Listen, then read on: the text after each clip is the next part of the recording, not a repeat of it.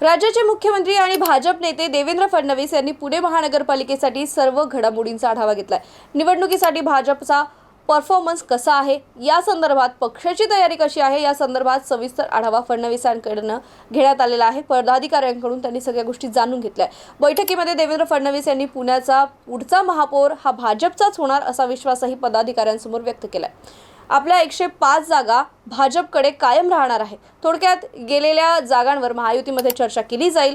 आपण महायुती म्हणून लढण्याचा शेवटपर्यंत प्रयत्न करू, तर निवडणुका 2017च्या प्रभाग रचनेनुसारच होतील असंही फडणवीस म्हणाले आहेत। महायुतीसाठी पुणे महानगरपालिका हा अपवाद ठरणार असल्याची चर्चा आहे। देवेंद्र फडणवीसांनी पुणे भाजपाला 105 नगरसेवकांचं टार्गेट दिलं आहे, तर पुणे महानगरपालिकेमध्ये आता सध्या एकूण 166 जागा आहेत। 2017 साली झालेल्या महानगरपालिका निवडणुकीमध्ये भाजपचे 100 नगरसेवक निवडून आले होते। त्यानंतर काही दिवसांनंतर उद्धव बाळासाहेब ठाकरे यांच्या शिवसेनेच्या 5 नगरसेवकांनी भाजपमध्ये प्रवेश केला आणि त्यामुळे 105 जागांवर भाजपनं निवडणूक जाहीर होण्यापूर्वीच दावा ठोकला होता।